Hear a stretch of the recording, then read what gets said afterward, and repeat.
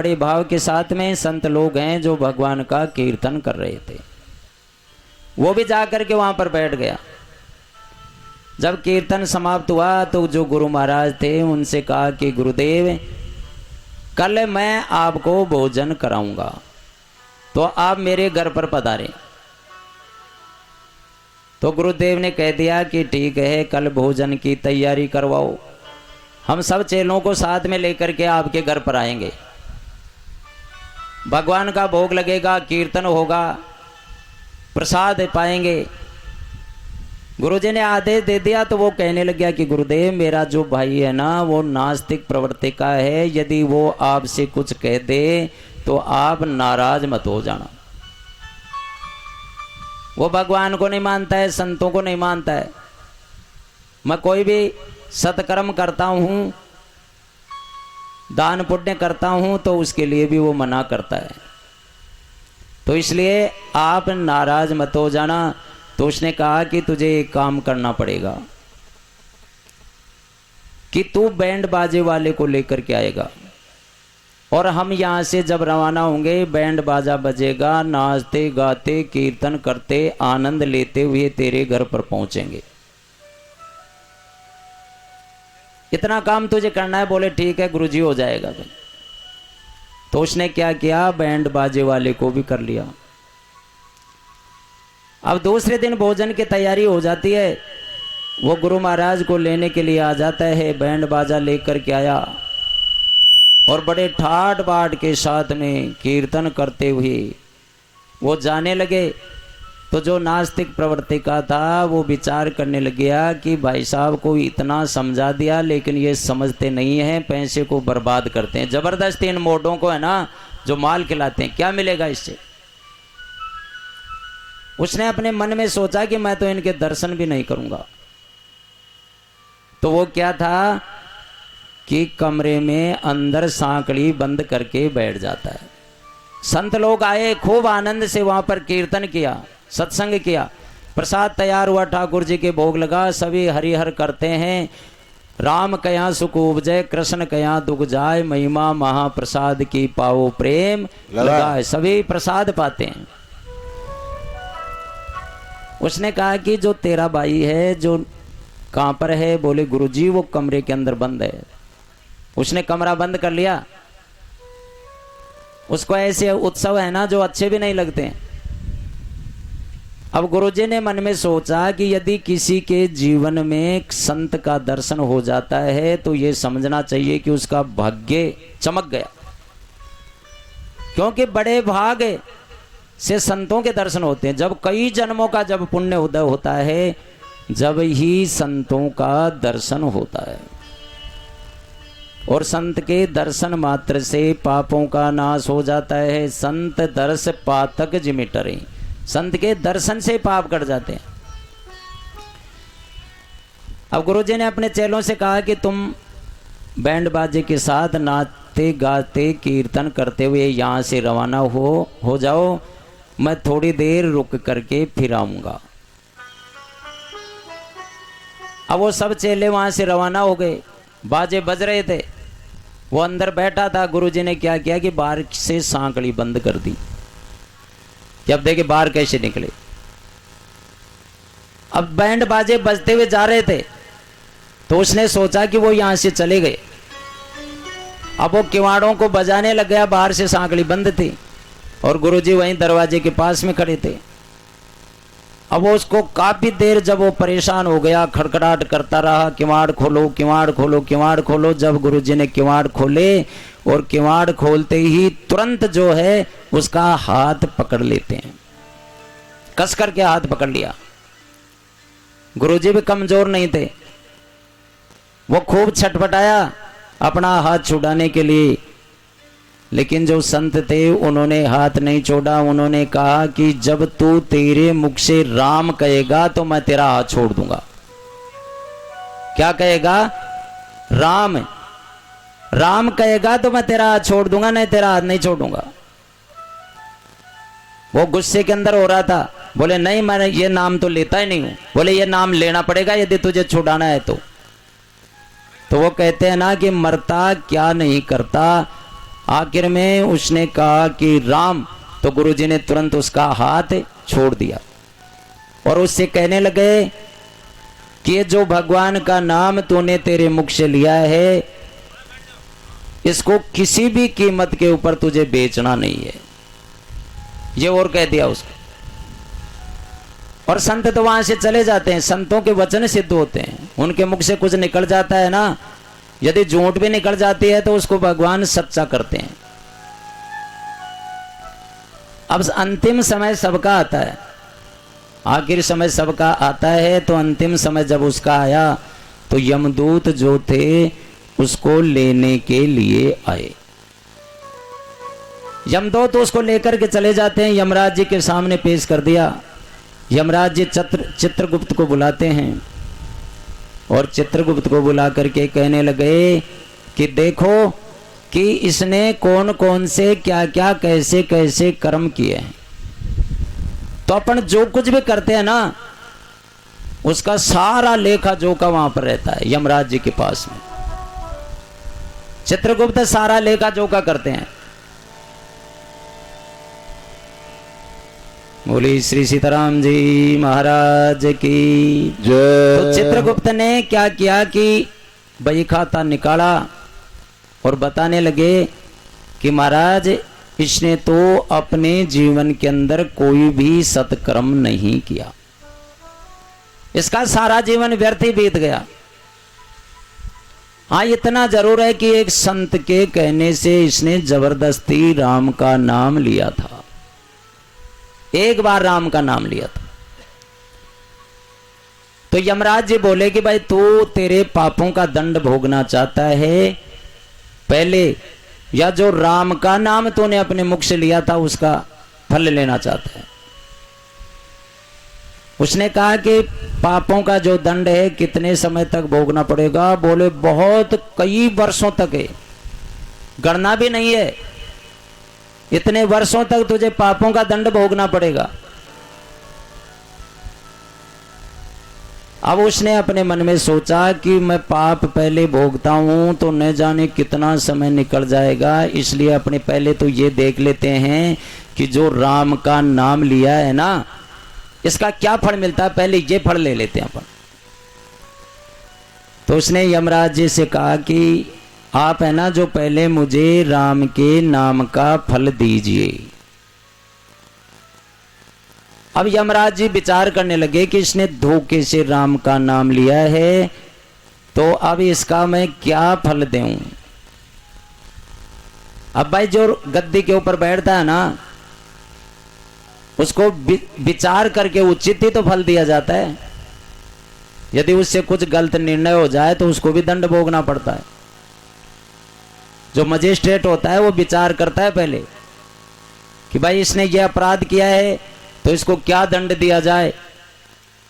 तो यमराज जी भी चक्कर में पड़ गए। यमराज जी विचार करने लगे कि राम नाम तो अनमोल रतन है और इसका क्या फल मिलना चाहिए, कहीं मेरे से गलत निर्णय न हो जाए, नहीं तो मुझे भी दंड भोगना पड़ेगा।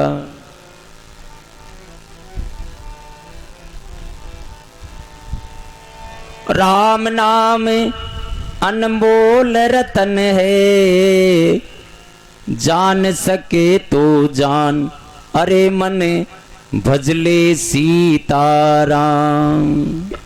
राम नाम अनमोल रतन है, इसकी कोई कीमत नहीं है, इसकी कोई कीमत चुका ही नहीं सकता है। राम नाम अनमोल रतन है, जान सके तो जान, अरे मन भजले सीताराम। तो सीताराम नाम का जप करते रहना चाहिए। ये मनुष्य शरीर है जो बड़े भाग्य से प्राप्त होता है, बार बार नहीं मिलता मनुष्य शरीर। जब भगवान की बहुत अति कृपा होती है तो भगवान इंसान बनाते हैं, उनकी विशेष कृपा है। और जो मनुष्य शरीर प्राप्त करके भी अपना उद्धार नहीं सोचता, अपनी आत्मा का कल्याण नहीं करता, उसको तो सिर धुन धुन करके पछताना पड़ता है। जब खेती सूख जाती है तो बरसात बरस के क्या करेगी? कहा वर्षा जब कृषि सुखाने जब समय निकल गया फिर बाद में पछताने के सिवाय कुछ भी हाथ नहीं पड़ता है। और संसार के अंदर धनवान कौन है? किसी ने कहा कि जिसके पास में 10 ट्रक हैं वो धनवान है। बोले नहीं। विद्वानों की सभा हो रही थी, वहां संत लोग भी बैठे हुए थे कि धनवान कौन है? बोले जिसके पास 10 गाड़ियां चलती है वो धनवान है। संत ने कहा कि नहीं, धनवान वो नहीं है। बोले जिसके पास में सैकड़ी बीघा जमीन हो वो धनवान है। बोले वो भी धनवान नहीं है, वो भी एक दिन फकीर हो जाता है। कुछ दिन का धनवान है, उससे कोई धनवान होना होता है क्या? धनवान हो तो कोई जन्म जन्म का धनवान हो। जो किसी ने कहा कि किसी के पास फैक्ट्री हो वो धनवान है, किसी ने क्या कहा, किसी ने क्या कहा, लेकिन अंत में निर्णय निकला कि धनवान तो वो है कबीरा सब जग निर्धना। कबीरदास जी क्या कहते हैं कि सब जग निर्धना है, निर्धन है। धनवंता फिर कौन है? कबीरा सब जग निर्धना, धनवंता नहीं कोई। धनवंता सोई जानिए, जाके राम नाम धन होई। जिसके पास में राम नाम रूपी जो धन है वो ही धनवान है, क्योंकि राम का जो नाम है ये जन्म जन्म में साथ देता है, कभी भी इसका सह नहीं होता है। और जो कुछ भी यहाँ पर अपन ने प्राप्त किया है वो तो सब कुछ एक ना एक दिन छूट ही जाता है, साथ कुछ भी नहीं चलता है। अब धन की भी 3 गतियां बताई गई हैं। यदि किसी के पास में धन है तो उसकी 3 गतियां होती हैं, दान, भोग और नाश। अपना परिवार चलाने के बाद में जो धन बचे तो उसका दान करना चाहिए, तो उससे लोक और परलोक दोनों बनते हैं। यहां भी उसका यश आता है और आगे भी उसका रास्ता साफ हो जाता है। तो धन की सबसे उत्तम जो गति है वो है दान देना। और यदि दान करने लायक नहीं है तो उसका उपभोग यानी अपने जीवन के अंदर उसका उपभोग करो। तो ये मध्यम गति बताई गई है। उसका यहां तो सुख भोग रहा है धन से, लेकिन आगे उसका परलोक में कोई फल नहीं है। जो दान करता है उसका लोक परलोक दोनों बनते हैं। जो उपभोग करता है इस लोक के अंदर तो वो सुख भोगता है, लेकिन परलोक में उसका कोई फल नहीं है। और तीसरी गति है नाश। दान, भोग और नाश, ये 3 गतियां हैं धन की, चौथी ना कोई। धन यदि किसी के पास में है और न उसका दान करता है न अपने काम में लेता है तो वो धन है ना उसको लोग ही खाते हैं, वो लोगों के ही काम आता है। उसको न यहाँ पर काम में लिया, न उसका दान किया, न आगे कोई फल प्राप्त होता है उसका। बोली श्री सीताराम जी महाराज की जय हो।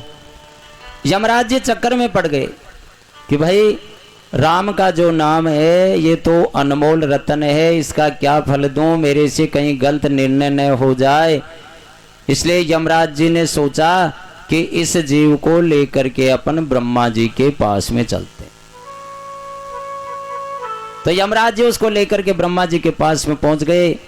ब्रह्मा जी ने भी विचार किया कि राम नाम अनमोल रत्न है, तो मैं भी इसका कोई निर्णय नहीं दे सकता। बोले कहाँ चला जाए? बोले शंकर भगवान के पास में चलो, क्योंकि शंकर भगवान है ना दिन रात राम राम जपते रहते हैं, तो उनको तो पता होगा कि राम नाम का क्या फल मिलना चाहिए। तो उसने कहा कि भाई मेरे से चला नहीं जाता है, आप मेरे को यहाँ लेकर के आए ब्रह्मा जी के पास में, अब यहाँ से कह रहे हो दूसरी जगह चलो, मुझे तो राम नाम का फल दो कि राम नाम का क्या फल होता है। अब यमराज जी ने उसको अपने कंधे के ऊपर बैठाया और उसको लेकर के चले कैलाश पर्वत के ऊपर भगवान भोलेनाथ के पास में पहुंचे। शंकर भगवान विराजमान थे। आते देखा तो उनका बहुत मान सम्मान करते हैं, ऊंचे आसन के ऊपर बैठाते हैं। ब्रह्मा जी की, यमराज जी की सेवा पूजा आरती करी और शंकर भगवान कहने लगे कि हे ब्रह्मा जी, आपका कैसे आना हुआ, बताओ मैं आपकी क्या सेवा करूं। तो ब्रह्मा जी यमराज जी कहने लगे कि ये जीव है, इसने एक बार एक संत के कहने से धोखे से राम का नाम लिया है। हे भोलेनाथ, आप दिन रात राम नाम जपते रहते हैं तो इसको क्या फल दिया जाए। अब शंकर भगवान भी विचार करने लगे कि भाई राम नाम का क्या फल मिले। मैं राम नाम तो दिन रात जपता हूं, लेकिन राम नाम का क्या फल होता है ये तो मैं भी नहीं बता सकता। तो अपन तो उसके पास में चलते हैं कि जिनका ये नाम है, तो वो ही बताएंगे। तुम पुण्य राम राम दिन राती, तुम पुण्य राम राम पुण्य राती, तुम पुण्य राम राम दिन राती।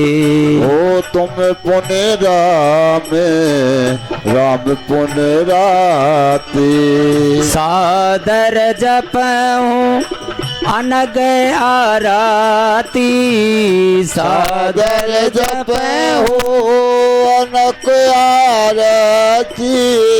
सादर जपऊं अनग आरती। सादर जप हो अनक आरती।